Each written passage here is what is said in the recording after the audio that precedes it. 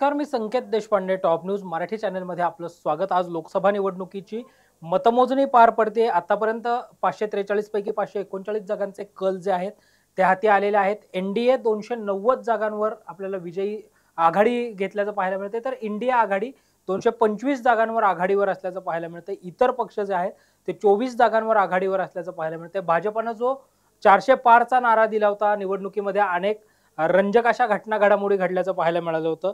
यानंतर आज मतमोजणी होते. या सगळ्या विषयावर बोलण्यासाठी आपल्यासोबत ज्येष्ठ राजकीय विश्लेषक सुनील माने सर आहेत.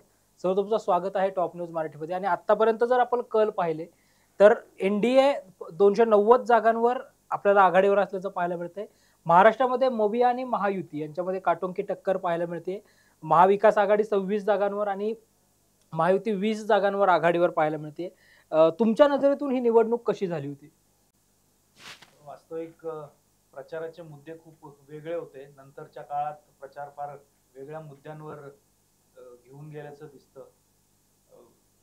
सायकोलॉजिकली लोकांना जे अपेक्षित असतं एखाद्या निवडणुकीत की आपले मुद्दे, आपल्या विषय चर्चा केली जावी, तर ती न होता वेगवेगळ्या कारणांनी जाती, धर्म या स्वरूपाच्या सगळ्या मुद्द्यांवर इलेक्शन नंतरच्या काळात गेली. बहुधा मला असं वाटतं की लोकांना ह्या मुद्द्यांचा तिटकारा असतो खूप असा सतत या गोष्टी बोलल्या गेल्या तर. कारण लोकांना रोजगाराचे विषय, एम्प्लॉयमेंट खऱ्या अर्थाने लोकांना पाहिजे असते, शेतकऱ्यांचे प्रश्न होते, पाण्याचे प्रश्न होते. आता पुण्यासारख्या शहरात शहर केंद्रीय अजेंडा राबवला गेला. जे शहराचे काय प्रश्न आहेत कसे सोडवायचे हा मुद्दा असतो. ग्रामीण भागातले विषय असतात. म्हणजे नाशिकमध्ये तुम्ही गेला तर कांद्याचा विषय हा सगळ्यात प्राईम फोकसवर असलेला दिंडोरी सारख्या भागात तुम्हाला दिसेल. तर हे जे मुद्दे आहेत ते मला असं वाटतं की विरोधी पक्षांनी म्हणजे काँग्रेस आणि सर्व विरोधी पक्षांनी त्या विषयांना खूप स्पर्श केला. पण भाजप एक सरकार म्हणून, सरकारचा पक्ष म्हणून या गोष्टींना ऍड्रेस करण्यात मला असं वाटतं की फेल गेला. आणि त्याचंच हे चित्र आज आपल्याला दिसतंय. तुम्ही उत्तर प्रदेश असो, महाराष्ट्र असो, ही दोन्ही राज्ये लोकसभेच्या दृष्टीने खूप महत्वाची आहेत. आणि ते दिसतं असं की दोन्हीकडे 50-50% आणतील की काय अशा स्वरूपात आतापर्यंतची लढाईचा तो जो काही कल दिसतोय तो. आणि हा भाजपसाठी खरंच त्यांनी स्वतःला प्रश्न विचारावेत अशा पद्धतीचा कल दिसतो. सर, महाराष्ट्रामध्ये आतापर्यंतचे कल जर आपण बघितले तर अजित पवार गट अजून आघाडी घेऊ शकला नाहीये कुठल्याच भागामध्ये. राष्ट्रवादीचा पक्ष फुटल्यानंतर शरद पवार गट आणि अजित पवार वेगळे झाल्यानंतर महाराष्ट्रामध्ये कुठेतरी एक सहानुभूतीची लाट जी आहे ती तयार झाली, असं परसेप्शन तयार केलं गेलं होतं. ग्राउंड रूटलाही मतदार तसं थेटपणे बोलत होते. त्याचाच परिणाम इथे निवडणुकीत झालाय असं म्हणता येईल. बिलकुल झालाय तो. कारण सर्वसाधारण महाराष्ट्रातल्या मतदाराला हा असा जो प्रकार कुठलाही पक्ष करतो त्यावेळेस तो फार आवडत नाही. आणि शरद पवार साहेबांनी किंवा उद्धव ठाकरेंनी ज्या पद्धतीने हे विषय हाताळले, त्यांचे पक्ष फुटल्यानंतरही त्यांनी लोकांमध्ये जाऊन आणि ज्या पद्धतीने प्रचार केला, लोकांमध्ये जे काय सहानुभूतीचं आणि चिडीचं वातावरण मिक्सचर आहे ते, त्याच दृष्टिकोनाने हा त्यांना मिळालेला खरा विजय आहे. आणि त्या पद्धतीनेच लोकांनी त्यांना भरभरून मतं दिली तसं दिसायला लागलं. आता अजित पवारांनी अचानक तिकडे जाणं हे लोकांना स्वाभाविकच आवडलेलं नाही. त्यामुळे अजित पवारांच्या विरोधातला जो काय रोष आहे तो सगळीकडे तसा दिसतो आपल्याला. महाविकास आघाडी म्हणून एकनाथ शिंदेच्या जागाही कमी होताना पाहायला मिळतात. ज्या 13 होत्या त्यापैकी आता 6 जागांवर आघाडी घेण्यात शिंदेना यश आलंय. ते अजित पवारांसारखाच पॅटर्न तो दिसतोय. लोकांना नाही आवडलेलं म्हणजे शिवसेना खरी की खोटी ही पंतप्रधानांनी जेव्हा सांगितलं तेव्हा शिवसेनेतला खरा जो खाली काम करणारा जो शिवसैनिक आहे तो मूळचा उद्धव ठाकरेंबरोबर आहे. या जागा सगळ्या ज्या शिवसेनेच्या कोट्यातनं म्हणून शिंदेना ज्या मिळाल्या त्या मूळच्या शिवसेनेच्या जागा आहेत.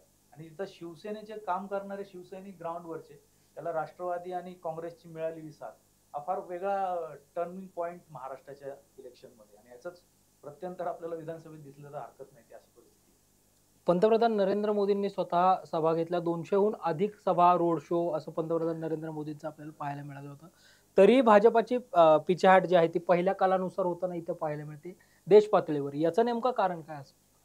काय आहे, राजकारणात म्हणजे ग्रस्त अभ्यासक म्हणून जर तुम्ही पाहाल ना ते खूप महत्वाचं वाक्य सांगितलं जातं की विरोधी पक्ष जिंकतोच त्यांच्या पद्धतीने काम करतो, त्यांच्या जागा येतात. पण विरोधी पक्ष जिंकत असताना सत्तारूढ पक्ष हरत असतो. म्हणजे सत्तारूढ पक्ष हरतो म्हणून विरोधी पक्ष जिंकतो असा एक तो तराजू आहे. मोदींचा चेहरा, मोदींची ओव्हर ॲडव्हर्टायझिंग, मोदींचं ओव्हर ब्रँडिंग हे भाजपला घातक ठरलं आणि पुढच्या काळात पण ठरणार. कारण लोकांना तोच चेहरा, तेच मुद्दे, एक सायकोलॉजिकल इफेक्ट असतो याला, स्टेरिओटाइप येतं आणि लोक बघायला कंटाळा येतो. तुम्ही रोज एखादी सिरियल जशी आपण नकारात्मक पद्धतीने बघतो, एकच त्या पद्धतीने चालू आहे, तर ते लोकांना नको असतं. तसं मोदींचं झालंय. ओव्हर ब्रँडिंग हे कधी हार्मफुल असतं आणि मोदी, भाजपचे जे काय काम करणारी लोक आहेत त्यांना कसं कळत नाही, हाच मुळा आश्चर्याचा विषय. एवढ्या सभा घेऊन, आता पुण्यातली सभा माझ्या दृष्टिकोनातनं मोदींची सभा ही फेल झाली. मोदींची सभा झाली फेल, त्यानंतर राज ठाकरे आले, राज ठाकरेंच्या सभेलाही तेवढा प्रतिसाद नाही मिळाला. याचं कारण असं आहे की दंगेकरांची सीट ही कट्टुकटला बीजेपीच्या ह्याला आली, जी 3.5 लाखाच्या मार्जिनने जिंकलेली बीजेपीची सीट होती. म्हणजे मोदी येऊनही त्याचा परिणाम तेवढा झाला नाही ना. याचा अर्थ असा आहे की लोकांना ते नाही आवडलेलं. सर, पुण्यामध्ये आता आपण बघितलं पहिल्या कालानुसार, आता तुमच्या बोलण्यातूनही दंगेकर आणि कट टू कट फाईट हा सगळा उल्लेख झाला. पुण्याने ते पाहिलंही निवडणुकीमध्ये, की म्हणजे मोहोळांना टफ फाईट म्हणून दंगेकरांचा चेहरा, म्हणजे शेवटी काय म्हणता, पुणेकर निवडून येणार, दंगेकर, असाही एक ट्रेंड जो आहे तो सेट झाला. मात्र आता कुठेतरी मुरलीधर मोहोळच आघाडी घेताना पाहायला मिळतात. आणि आता हे ट्रेंड्स आहेत सध्याच्या ह्याच्यातले. मला असं दिसतंय की आता हे दुपारी एक 11-12 पर्यंत जसा सुरू होईल खरा रिझल्टची परिस्थिती सुरू होईल, तस मला असं वाटतं की मला जी काय राजकीय ह्याच्यातली जी काय अ, व्यवस्थेतली माहिती आहे आणि लोकांच्या आपण जे काय पल्स घेतो त्यांची मतं लक्षात घेता, लोकांनी पहिल्यांदा काँग्रेसला ह्या पद्धतीने भरभरून मतं दिले. ही त्यामुळे पुण्याच्या दृष्टीने ही ऐतिहासिक टर्नआउट आहे हा, की एवढा मोठा, की जे लोकांना, नेत्यांना बाजूला सारून लोकांनी स्वतः जाऊन मतं दिली. हा फार वेगळा मुद्दा आहे आणि तो दंगेकरांना बहुधा तारून येईल. तो आता 12 वाजता आपल्याला लक्षात येईल, 11-12च्या टप्प्यात तो जशा फेऱ्या वाढतील त्या दृष्टिकोनातून आपण मग काय होतं, की कुठलं लीड दंगेकर तोडू शकतात, वडगाव शिरी तोडून देऊ शकतं का, कसबा तोडून देऊ शकतं का, शिवाजीनगरमध्ये काय झालंय आणि पर्वतीत काय झालंय, हे खूप महत्वाची क्रिटिकल पॉईंट आहे. आणि कॅन्टोन्मेंटमध्ये बीजेपीला मागच्या वेळी पण खूप कमी मतं होती, शिवाजीनगरमध्ये पण लोकसभेला कमी मतं होती. ती तोडून दंगेकर ज्यावेळेस पुढे जातील त्यावेळेस बहुधा मला असं वाटतं की चित्र खूप स्पष्टपणे त्यावेळेस समोर येईल. सर, रायबरेली आणि वायनाड या दोन्ही ठिकाणाहून राहुल गांधींनी आघाडी घेतल्याचं पाहायला मिळतंय. राहुल गांधींनी ज्या 2 यात्रा केल्या, पहिल्या टप्प्यातली भारत जोडो यात्रा आणि दुसऱ्या टप्प्यातली भारत जोडो न्याय यात्रा, याचा कुठेतरी काँग्रेसला किंवा वैयक्तिक राहुल गांधींना फायदा होतोय असं वाटतंय? राहुल गांधींना आणि काँग्रेसला दोघांनाही सायमल्टेनियस त्याचा फायदा होतोय. कारण त्यांनी आता ज्या शेवटच्या टप्प्यात स्ट्रॅटेजी बदलल्या त्या खूप मोलाच्या आहेत. म्हणजे आपल्याला आश्चर्य वाटेल, दर्शकांना हे लक्षात येईल त्यावेळेस राहुल गांधींनी मतदान अर्ज, उमेदवारी अर्ज भरण्याच्या वेळी त्याचं नाव जाहीर करण्याची प्रोसेस काँग्रेस पक्षाने सुरू केली आणि राहुल गांधींचं पहिलं नाव डिक्लेअर केलं आणि त्याच वेळी थोड्या वेळांनी त्यांनी अर्ज दाखल केला. ही स्ट्रॅटेजी पार्ट इवन पंतप्रधान मोदींना समजलं नाही. त्यांनी खूप घाईगडबडीत रायबरेलीचा विचारच न करता अमेठीतनं लोकांना तयार करून स्मृती इराणीनं तिथं ठेवलं होतं. पण याचा अर्थ असा आहे की स्ट्रॅटेजीत राहुल गांधी यावेळी त्यांच्या पुढे गेले. त्यामुळे हा जो फायदा आहे, त्यांनी जो काही ज्या पद्धतीने विचार करतायत, आता ज्या पद्धतीने कॅम्पेन राबवतायत, सगळी देशभर फिरून जे लोकांपर्यंत जनमत तयार केलं, त्याचा फायदा टप्प्याटप्प्याने त्यांना मिळतो असं दिसतंय. राम मंदिराचा जो मुद्दा आहे, तर राम मंदिराचा मुद्दा जो आहे तो या निवडणुकीमध्ये तितकासा प्रभावी ठरलाय असं वाटतंय? मला वाटत नाही तसा प्रभावी ठरलाय. त्याचं कारण 2 आहे. एक तर राम मंदिराचा मुद्द्यात उत्तर प्रदेश, मध्य प्रदेश, राजस्थान ही मूळ गायपट्ट्यातली सगळी राज्य आहेत, ती जास्त पद्धतीने धार्मिक पद्धतीने हा विषयाकडे पाहतात. पण आता एक्झॅक्ट रिझल्ट लक्षात येईल. पण अयोध्येत स्वतःच मूळ रामाचं मंदिर असलेल्या ठिकाणी समाजवादी पार्टीचा जर कॅन्डिडेट पुढे असेल तर त्यातनं उत्तर तर मिळतं, पहिली गोष्ट. नंतर दुसरी गोष्ट की 40 सीट्स समाजवादी पार्टी आणि काँग्रेस जर उत्तर प्रदेशात जिंकणार असेल तर त्याच्यात धार्मिक, राजकीय सगळ्याच याची गोळाबेरीज करून वेगळं विश्लेषण करायला लागेल. 40 सीट जर बीजेपीच्या हारल्या ही फार मोठी गोष्ट असेल उत्तर प्रदेशात.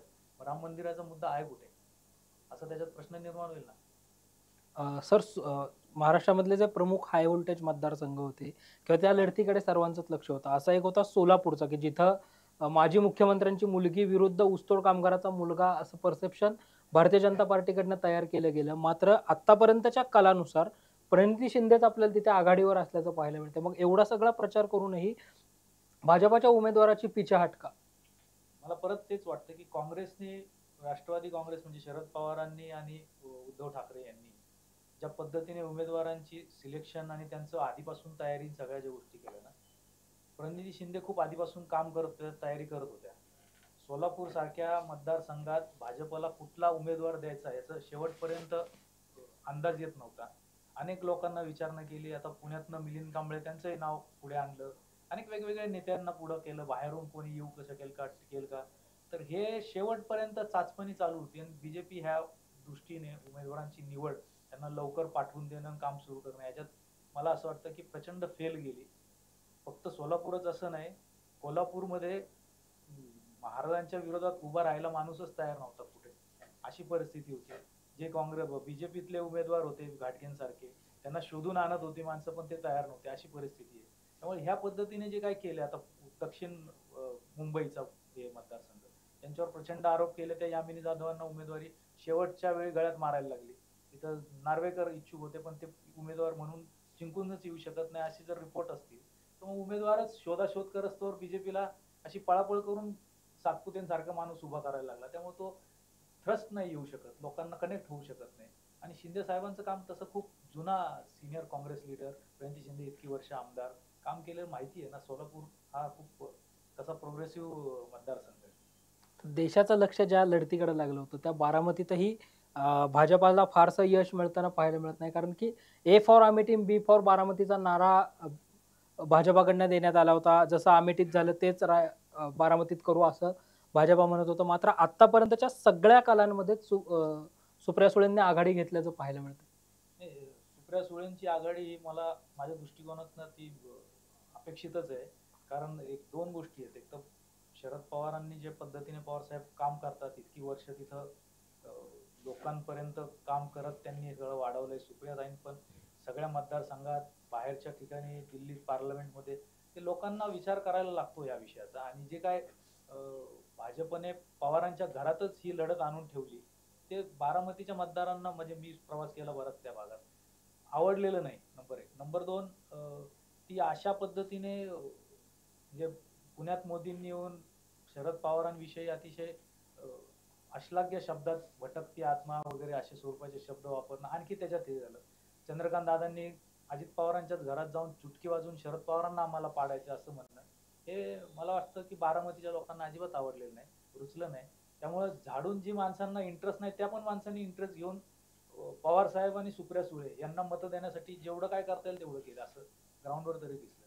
त्यामुळे ही आघाडी स्वाभाविक आहे आणि ती अजित पवारांच्या घरातनं त्यांच्या पत्नी आल्या म्हणून ते काय बदललं असं दिसत नाही. एनडीए 191 जागांवर जरी आघाडीवर असते आत्ता, तरी पण पंतप्रधान नरेंद्र मोदी हे वाराणसीमधनं पिछाडीवर आहेत. तिथं उत्तर प्रदेश काँग्रेसचे जे प्रदेशाध्यक्ष आहेत अजय राय, त्यांना तिथं काँग्रेसने उमेदवारी दिली. ते सध्या आघाडी घेताना पाहायला मिळत आहेत. मोदींच पिछाडीवर असण्यामागचं कारण तोच परत मुद्दा आहे की लोकांना तेच तेच पाहून कंटाळा येतो. मोदींचा चेहरा, मोदींची तीच भाषणं, तेच वागणं, ते स्टेरिओटाईप झालंय. मोदी हा एक स्टेरिओटाईप इमेज मध्ये अडकलेला राजकीय नेता म्हणून आता पुढच्या काळात कायमस्वरूपी लक्षात राहील. मी जगातले खूप नेते पाहिले, त्यात असे नेते जे आहेत ना ते खूप त्यांच्यात ग्राउंडवरची गोष्ट असते. मोदी एक फार ग्राउंडच्या वरून त्यांनी ते सगळं जे आपलं इमेज तयार केली. आता ते जिंकूनही येतील, चांगले मतं घेतील हा भाग समजू शकतो, लोक समजतील की बाबा पंतप्रधान आहेत. पण ते पिछाडीवर जाणं, पहिल्या जे काय मतांच्या फेऱ्या झाल्या तेच त्यातनं लोकांनी इंडिकेट केलं की आम्ही तुम्हाला पण पिछाडीवर टाकू शकतो आणि एखाद्या वेळी कधीतरी पुढच्या ह्याच्यात तुम्हालाही पराभूत करू शकतो. ही लोकांची शक्ती आहे, संविधानाची ताकद आहे, मतांची ताकद आहे. आणि मतदार जे काय ठरवतं ते योग्य ठरवतं, ते उत्तर प्रदेश आणि महाराष्ट्राने दाखवून दिलं.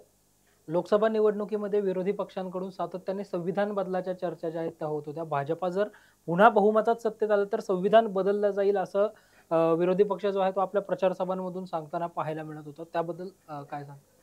संविधान बदल म्हणल्यापेक्षा त्यांनी भाजप सरकारने संविधानात बदल करत करत करत असं करण्यापेक्षा जे संविधानातली प्रावधान आहेत त्यालाच आधीच नेस्तनाबूत करणं किंवा डायल्यूट करणं हे सगळं केलंय. इलेक्शन कमिशन मध्ये जे काय बदल केलेत संविधानाचा जो न्यूट्रल इलेक्शन कमिशन पाहिजे असा जो काय मुद्दा आहे तो पहिला जसं सुप्रीम कोर्टाच्या सरन्यायाधीशांनी त्या कमिटीत असायला पाहिजे हे संविधानाचं मूळ प्रावधान आहे तिथं बदलतात तसे असे अनेक उदाहरणं आहेत. शेकडो उदाहरणं सापडतील पुढच्या ह्याच्यात बारकाईने बघितलं तर की त्यात संविधान डायल्यूट होतंय ऑटोमॅटिक डायल्यूट होतं म्हटल्यावर संविधान पाळायची काही गरज पडत नाही असंच त्याचं चित्र निर्माण होतं. त्यावेळेस ते आपण इलेक्शन कमिशन पासूनच एवढी मोठी इंडिपेंडंट संस्था आहे तिच्यापासून सुरुवात झाल्यावर मग अजून बाकीचे कितीतरी बॅक एंडला लोक आहेत. बीडमध्ये पंकजा मुंडे विरुद्ध बजरंग सोनवणे अशी लढत झाली होती. पहिल्या 2 फेरीपर्यंत पंकजा मुंडे आघाडीवर होत्या, मात्र आता 8,000 मतांनी पंकजा मुंडे पिछाडीवर आहेत. धनंजय मुंडेंना सोबत घेऊनही, म्हणजे धनंजय मुंडे सोबत आले, राष्ट्रवादी, भाजपा आणि सगळे पक्ष जे आहेत ते एकत्र येऊन आम्ही मुंडे साहेबांच्या कन्येला लोकसभेत पाठवणार असं सांगितलं गेलं होतं. प्रत्यक्षात मात्र स्थिती आत्ताच्या कालानुसार वेगळी पाहायला मिळते. मला असं वाटतं की पंकजा मुंडे किंवा सुधीर मुनगंटीवार हे असे उमेदवार आहेत की ज्यांना तिकीटच नको होती. मुळात ते बळजबरीने उमेदवार झालेली जी माणसं आहेत ती एकतर आता काय महाराष्ट्रातल्या राजकारणातनं यांना दिल्लीला ढकलून तिकडनं काय म्हणतात न्यूट्रल करून टाकायचं आणि काहीच पुढे कामाचं ठेवायचं नाही अशा पद्धतीची ही बीजेपीची बहुधा स्ट्रॅटेजी आहे. आणि त्यात ते उमेदवारी गळ्यात मारून जसं आशिष शेलारांनी कशी बशी दुसऱ्या कशा गळ्यात मारून ते एक उमेदवार आणला तसंच यांना नाही जमलं बहुधा. पण त्यांना ते आता जर स्वतःच उमेदवार सांगायला लागले की आम्हाला इंटरेस्टच नव्हता तर लोक तरी कशी त्यांच्या बाजूने राहतील, किती हुकवर हुक त्यांना निवडून देतील. आणि बीडमध्ये मराठा आंदोलनाचा जो काही एकूण इम्पॅक्ट दिसतोय महाराष्ट्रात सगळीकडेच येतो त्याचंच चित्र दिसते आपल्याला सगळ्याच्या. पण बीडमध्ये ते खूप प्रकर्षाने मराठा विरुद्ध ओबीसी असं जे काय झालंय त्यातनं बहुधा गेल्या अनेक काळात मराठा मतदारांनी ओबीसी उमेदवारांना भरभरून मतं दिली. पण ह्यावेळी बहुधा जर ओबीसी उमेदवार किंवा ओबीसी नेते मराठा आरक्षणाच्या बाजूने नाही तर आम्ही तुम्हाला मतं देणार नाही असं एक ठरवलेलं दिसतंय चित्र आणि ते यातनं प्रतीत होतं. त्यामुळेच पंकजाताई ह्या पिछाडीवर गेल्या. सांगलीमध्ये 3 पाटील मैदानात होते, जसं की भाजपकडनं संजय पाटील, ठाकरे गटाकडनं चंद्रहार पाटील आणि अपक्ष म्हणून विशाल पाटील रिंगणात होते. मात्र आता विशाल पाटील हे आघाडीवर असल्याचं पाहायला मिळतंय. एक अंतर्गत चर्चा अशी होती की काँग्रेसमधले जे नेते आहेत त्या नेत्यांनी अप्रत्यक्षपणे विशाल पाटलांचं काम केलं गेलं. आता ते काँग्रेसचे खूप जुन्या काळापासून तयारी करत असलेले नेते होते विशाल पाटील. दादांचा वारसा आहे, सगळ्या गोष्टी आहेत. पण आता त्यात इंटरनल राजकीय काही काही चर्चा आहेत. शेवटी काँग्रेसला ती सुरुवातीपासून जागा पाहिजे होती असं काँग्रेसनी मागणी केली होती. पवार साहेबांनी पण त्या विषयावर नाराजी व्यक्त केली होती की आपण गडबडीत ही जागा डिक्लेअर नको करायला पाहिजे होती. पण ती शेवटी परत काँग्रेसकडे आलेली जागा त्यामुळे ती पण महाविकास आघाडीचा भाग म्हणून समजली जाईल असं मला वाटतं. तेव्हा ती जागा आता शेवटी रिझल्ट जसा येईल तेव्हा अपेक्षित असं होतं की त्यात भाजपचा संजय काका पाटलांचा उमेदवारी ही कशी अडचणीत येईल आणि भाजपचा उमेदवार कसा पडेल हाच मुद्दा होता. आता त्यात सगळ्यांचे ते शेवटी उद्धव ठाकरेंची सभा झाली, त्यातनं चर्चा झाल्या. शेवटी काँग्रेसने त्यांचं काम बहुधा त्या पद्धतीने जे काय कार्यकर्ते नाराज असतात दुसऱ्या फळीतले ते नाराज असतात की आमच्या नेत्याला किंवा पक्षाला तिकीट मिळालं नाही आम्ही कसं करायचं, त्यातनं ते बहुधा होऊ शकतं. त्यामुळे त्या पद्धतीने काँग्रेसने सिंगल हँडेडली सांगलीत विशाल पाटलांना हात दिला असं दिसतं. 2019 नंतर महाराष्ट्राच्या राजकारणामधला जो ट्रेंड बदलत गेला किंवा महाराष्ट्राचं राजकारणच बदलत गेलं, जे तोडाफोडीचं राजकारण झालं त्याचा फटका कुठेतरी महायुतीला या आत्ताच्या ट्रेंडवरून बसताना सर पाहायला मिळतोय. जिथं भाजपला 23 जागा 2019ला मिळाल्या होत्या त्या जागांही राखण्यात भाजप आत्ता कालानुसार राखू शकत नाही अशी स्थिती आहे. 14 जागांवर भाजप आघाडीवर आहे. तर या तोडफोडीचा राजकारणाचा किंवा पवार साहेबांना आणि बाळासाहेब ठाकरे यांना असणारी सहानुभूती याचा फायदा महाविकास आघाडीला होईल? 100% होईल. पण भाजपने ज्या पद्धतीने ही तोडफोड केली ती मुळात भाजपच्या मत. सर, अकोल्यामध्ये तिरंगी लढत जी आहे ती तिरंगी लढत होत होती आणि याच्यामध्ये प्रकाश आंबेडकर हे आता 3ऱ्या क्रमांकावर आहेत. महाराष्ट्रामध्ये जर 2019ला पाहिलं तर 7% इतकी मतं वंचित MIM युतीला पाहायला मिळाली होती. आत्ता 2024च्या निवडणुकीमध्ये वंचित फॅक्टर कितपत यशस्वी ठरलाय? तो एकूण मतांचा कल लक्षात घेता इफेक्टिव्ह झालाय, त्याच्यातनं काहीतरी परिणाम साधले असं दिसत नाही. कारण मागच्या लोकसभा आणि विधानसभेनंतर जे काही सगळं दिसत आलं आपल्याला, वंचितची मतांची टक्केवारी लोकांचा पाठिंबा कमी कमी झालेला दिसतोय. त्यात वेगवेगळी कारणं असू शकतात. यावेळी मला ज्या काय पद्धतीने फिरताना किंवा लक्षात आलेल्या गोष्टी अशा आहेत, की लोकांना संविधान अडचणीत आहे. संविधानाचा खूप मोठा इश्यू सुरू झाला. अ, हुकुमशाही पद्धतीने मोदी सरकार चालवत आहेत असा जो काय प्रचार झाला त्याचा इम्पॅक्ट फार मोठा अ, वंचितचे जे मतदार आहेत आंबेडकरी विचाराचे त्यांच्यावर मोठा इम्पॅक्ट झालेला दिसला.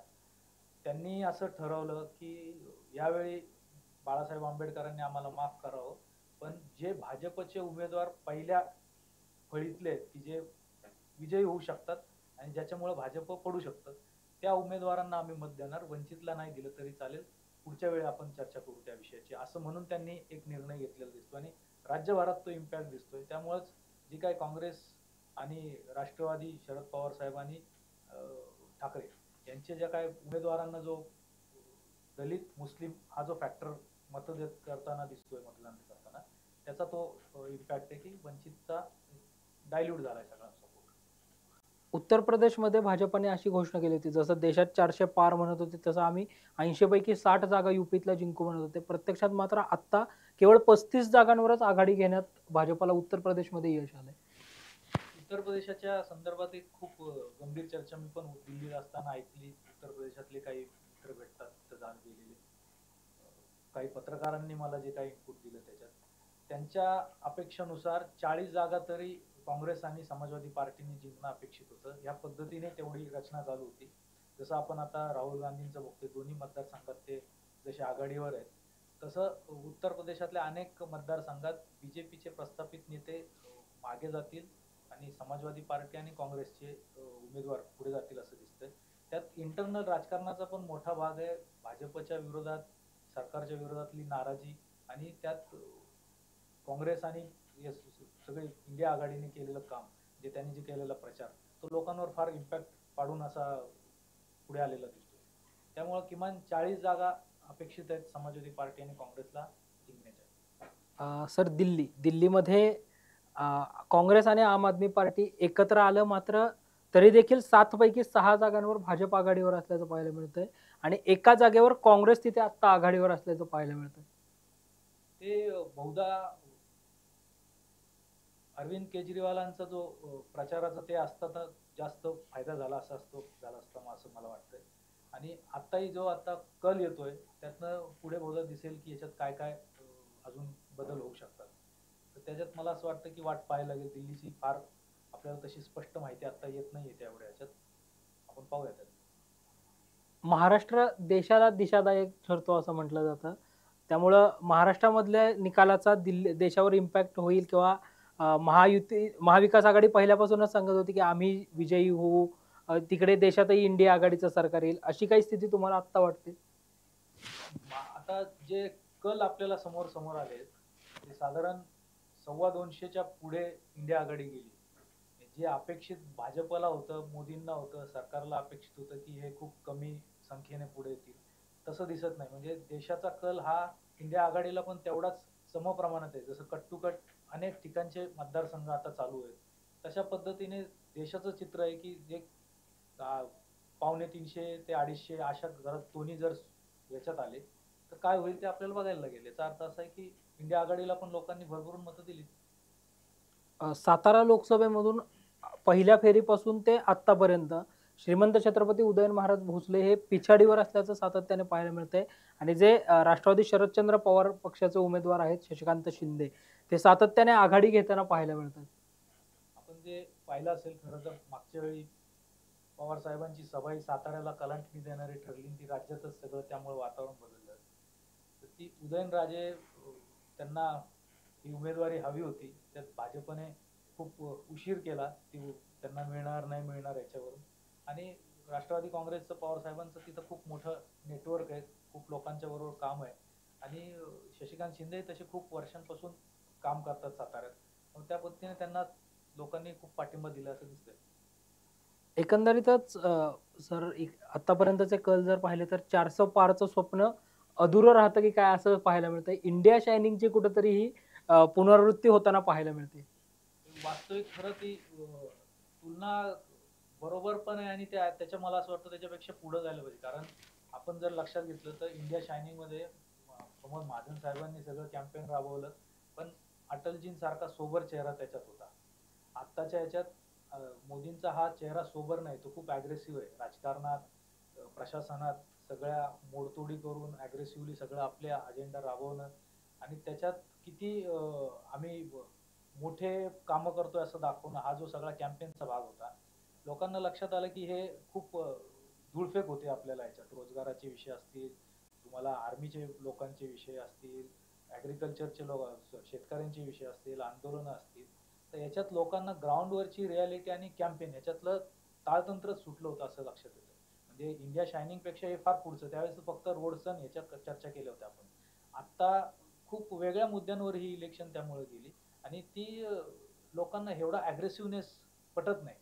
त्यामुळं त्याच्यापेक्षा जास्त आता समजा मोदींना एवढा मोठा इंटरनॅशनल लिडरशिपच्या आपण चर्चा करत असतील बीजेपी नेते, तर ते त्या पद्धतीने जर त्यांचंच नेतृत्व एवढं दिलेली घोषणा जर ग्राउंडवरची रियालिटी याच्यात एवढी तफावत असेल, ती खूप मोठी गोष्ट आहे ना. तर ती तशी दिसतीये. इंडियन शायनिंग पेक्षा जास्त मोठं फेल्युअर यावेळेच्या काळात दिसतंय. श्रीमंत छत्रपती उदयनराजे भोसलेंना जसं आपली उमेदवारी मिळावी म्हणून 3 दिवस दिल्लीमध्ये अमित शहाच्या भेटीसाठी थांबावं लागलं होतं. हे सगळं चित्र संपूर्ण महाराष्ट्राने पाहिलं. जसं सातारचं चित्र आहे तसं अनेक ठिकाणी महायुतीचं एकमतच अनेक जागांवर होत नव्हतं. ज्या तुलनेत महाविकास आघाडीने सुरुवातीला सरशी घेतल्याचं पाहायला मिळत होतं की एक संयुक्त पत्रकार परिषद घेतली आणि त्याच्यामध्ये जागा वाटपाचा तिढा जो आहे तो जवळपास सोडवला आणि आता आम्ही सगळे प्रचाराला लागू असं महाविकास आघाडीने म्हटलं होतं. त्याचाच फायदा निकालामध्ये होताना पाहायला मिळतोय. तसंच दिसतंय ते की भाजप हा काय होतं, सुस्तावल्यासारखा, गाफील झाल्यासारखा पक्ष बनला होता. एक कंटिन्युअस सत्ता ही कार्यकर्त्यांना, नेत्यांना आणि मूळतः पक्ष संघटनेला सुस्तावूनच ठेवते. त्यातही फक्त मोदी ब्रँडवर जर पक्ष चालवायचा असेल तर खाली माणसं किती काम करतील आणि किती, हे कधीतरी एकदा एक पॉइंट येतो सॅच्युरेशनचा आणि तो पॉइंट मला असं वाटतं की भाजपची ती सुरुवात ह्या इलेक्शन पासून झाली. एकंदरीतच सर आत्ताचे कल पाहता तुमचा अंदाज काय राहील, कोण किती जागांपर्यंत जाऊ शकतो? वास्तविक जो आधीचा अंदाज होता तो 32 ते 34 महाराष्ट्रात नवी आघाडीला मिळतील असा अंदाज होता आणि मग त्यात उरलेल्या जागा भाजप त्यानंतर दुसऱ्या क्रमांकाचा मोठा पक्ष, म्हणजे पक्ष तो पहिला नंबरचा, पण जागा त्यांच्या जास्त सगळ्याच्या. तर ते तसं दिसतंय महाराष्ट्रातलं चित्र तरी. एकंदरीतच सर देशामध्ये आता इंडिया की एनडीए या प्रश्नाचं उत्तर आपल्याला अवघ्या काही वेळामध्येच मिळताना पाहायला मिळणार आहे.